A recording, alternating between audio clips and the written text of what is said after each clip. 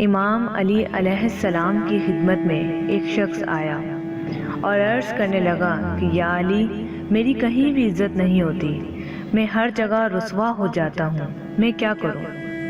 تو امام علی نے فرمایا، اے شخص، اگر تم چاہتے ہو کہ تم کہیں بھی رسوا نہ ہو تو اپنے راز چھپایا کرو، کیونکہ جب تک تمہارے راز تمہارے پاس ہیں تو وہ تمہارے ہیں اور تمہارے غلام ہیں، لیکن جب تم نے اپنی زبان سے اپنے راز بیان کر دیے تو اس کے بعد تم اپنے راز کے غلام ہو جاتے ہو۔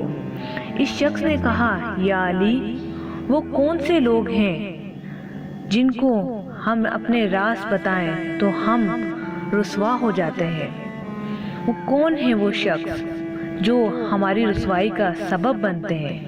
بس یہ کہنا تھا کہ امام علی نے فرمایا کہ یاد رکھنا، کبھی بھی عورت کے سامنے راز بیان نہ کرنا، کیونکہ عورت کے دل اور زبان کے بیچ میں کم فاصلہ ہوتا ہے، اور کبھی بے وقوف کے ساتھ یعنی بے وقوف دوست کے سامنے کبھی اپنا راز نہ کھولنا، کیونکہ اگر وہ تمہاری مدد بھی کرنا چاہتا ہوگا تو تمہارے لیے نقصان کر دے گا، کیونکہ اسے پتہ ہی نہیں ہوتا کہ مجھے کس جگہ کیا کہنا چاہیے۔